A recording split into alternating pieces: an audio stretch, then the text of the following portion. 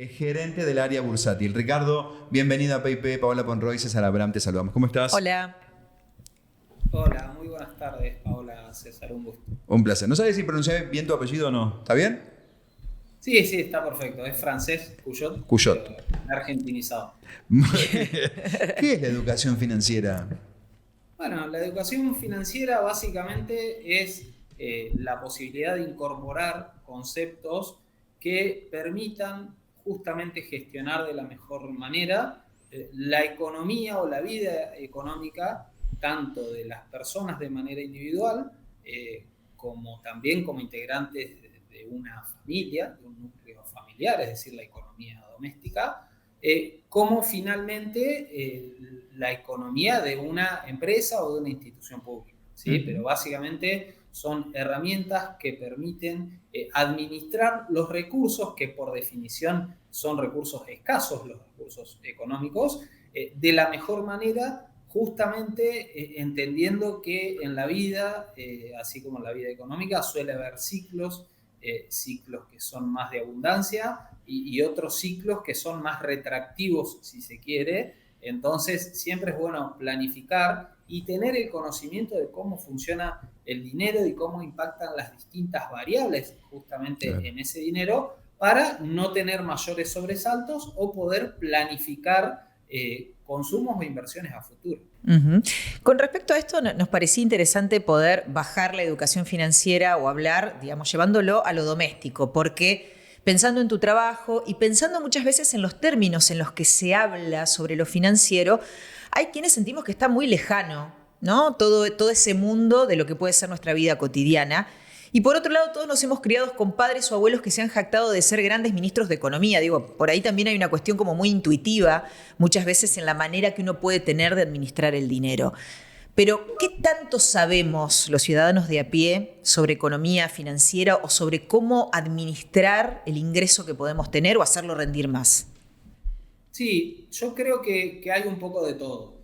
En primer lugar, Argentina suele ser un país con una economía compleja, con movimientos que por ahí en la economía o en los precios y en distintas variables que afectan a la economía diaria de todas las personas, con movimientos que por ahí no son normales en otros lugares del mundo, y hace que sea realmente complejo la vida económica de todos los argentinos, ¿sí? Eso sin dudas que ayuda por el lado negativo, si se quiere, a dar herramientas de manera casi diría natural, ¿sí?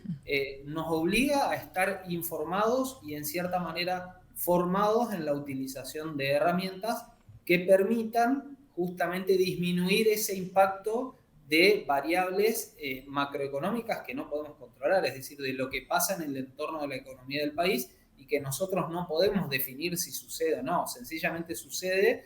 Entonces nosotros lo que podemos hacer es obtener herramientas para que ese impacto sea lo menor posible en nuestra economía doméstica, ¿sí? Eso en cuanto a las generalidades del funcionamiento de la economía en Argentina y del impacto en la vida económica y en la formación justamente de la educación. Ahora, claramente es necesario que desde la niñez se vayan incorporando conceptos para que los niños y fundamentalmente después los adolescentes ya de manera un poco más sistemática o más específica, si se quiere, vayan viendo cómo se puede ir desarrollando su vida económica, ¿sí? Desde chicos vemos distintos impactos en la economía, si se quiere, desde realmente cuesta comprar una golosina o un juguete, ¿sí?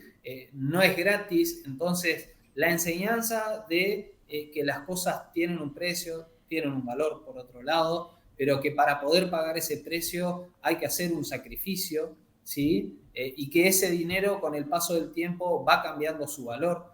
Son conceptos que entendemos que se deberían ir incorporando de manera paulatina, pero desde temprana edad en la educación formal e informal. En la Argentina hay entre un 80 y un 90% de preadolescentes que ya tienen celulares y dentro de esos celulares tienen la posibilidad de descargar alguna billetera virtual. Y queda mucho más cómodo para los padres o para los tutores de esos preadolescentes poder transferir el dinero. Y en muchos casos hay billeteras virtuales en donde uno puede invertir y que ese dinero siga generando otro dinero con algún interés. Digo, ¿qué pasa con estas herramientas para los no tan chicos, para los preadolescentes y digamos, cómo influyen en la vida de un niño? Sí, bueno, creo que es positivo que se habiliten determinadas herramientas que justamente permitan introducir, si se quiere, a los adolescentes en el manejo de dinero y justamente para tomar conciencia un poco de lo que comentábamos recién, Claro. de lo que es el costo, el valor de las cosas, ¿no? Los precios de las cosas que se pueden comprar con ese dinero y la importancia de planificar y de controlar los gastos y de saber que ese dinero, ese capital, por más chico o más grande que sea, siempre puede generarme algún tipo de interés, ¿sí? Y desmitificar algunas cosas, ¿no? Generar dinero no es de por sí malo, ¿sí? Y estas herramientas entendemos que vienen a ayudar un poco en eso, ¿sí? Sí, las billeteras virtuales, por ejemplo, algunos fondos comunes de inversión con un régimen especial. En el último tiempo se habilitaron también cuentas de inversión o cuentas comitentes especiales para adolescentes de entre 14 y 17 años, ¿sí? Que van en ese sentido, permiten introducirlo al mundo de las inversiones, que básicamente es conocer las herramientas que me pueden permitir hacer crecer el capital con el correr del tiempo. Vos sabés que este me parece un punto interesante sobre todo, pero, y esto te lo digo a título personal, por el ruido que a mí me generaba, incluso hablando con adolescentes sobre el tema, o está muy instalado esto de poner dinero a trabajar y mientras vos no haces nada y pones el dinero, ese dinero te va rindiendo un interés. Y esto te lo pregunto acerca de cómo baja ese mensaje a instancias de que hay muchos jóvenes que entienden que con un colchón de dinero y que vos lo pones a trabajar, por decirlo, a generar interés, en algún punto tiene que ser menor el esfuerzo al momento de trabajar o de generar instancias que te permitan tener un ingreso. No sé si soy clara. Sí, ¿No? sí, Hay como una idea de esto, pongo a laburar la plata y que se reproduzca sola mientras yo me miro una peli. esto es así, es una realidad. Eh, Claramente, a ver, hay varias cuestiones. Influye también, por ejemplo, la cuestión previsional. Si estamos en un mundo que está envejeciendo, países que por ahí no tuvimos el nivel de ingresos de países desarrollados, ya tenemos la edad de países desarrollados, ¿sí? Entonces el sistema previsional, el sistema de jubilaciones, como está concebido hoy en día, es muy probable que no alcance en el día de mañana, ¿sí? A los jubilados de mañana, los activos, los trabajadores de hoy, o los futuros trabajadores de hoy, para tener un retiro o una jubilación digna, ¿sí? Ya lo estamos viendo inclusive en estos momentos, digamos. Entonces es importante conocer las herramientas que permitan armar ese colchón, ¿sí? Es importante conocer esas herramientas y también que los chicos y los adultos conozcamos que tampoco hay magia en las finanzas, Claro. ¿sí? Mayor rentabilidad en general implica mayor riesgo, ¿sí? Ser conscientes de que cuando un ofrecimiento de una rentabilidad es muy grande, hay que abrir bien los ojos y evaluar bien de qué se trata, ¿sí? También la importancia de trabajar con empresas o instituciones autorizadas, ¿sí? Y con idoneidad para el asesoramiento en las inversiones, ¿sí?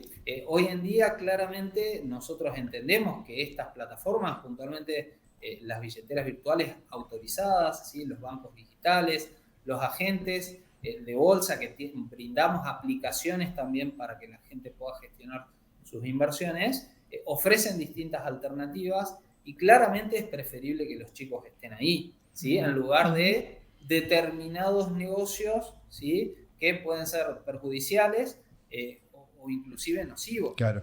Ricardo, tenemos 1 minuto y 1000 preguntas antes que el productor nos mate. Escucha, vos hablaste acerca de un régimen especial para fondos comunes que los adolescentes pueden tener. ¿Qué marco legal? ¿Sabés qué marco legal tiene eso? Sí, hay una normativa de Comisión Nacional de Valores y demás que habilita la operatoria de menores de edad, ¿sí? Hasta cumplir la mayoría de edad, justamente. Eso aplica a fondos comunes y también a otro tipo de inversiones en el ámbito de cuentas comitentes, cuentas de inversión especiales en los agentes de bolsa registrados ante la Comisión Nacional de Valores. ¿Acá no hay ningún adulto que tenga que avalar algo?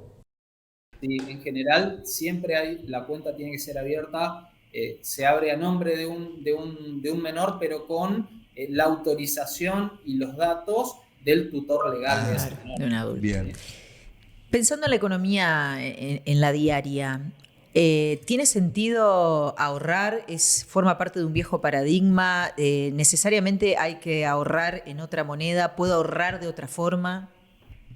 Sí, por supuesto que es casi un imperativo, un poco por lo que hablábamos antes del sistema previsional, no solamente argentino, sino global, por la dinámica demográfica normal, de envejecimiento. Cada vez hay menos aportantes, ¿sí? Y más personas en edad pasiva, ¿sí?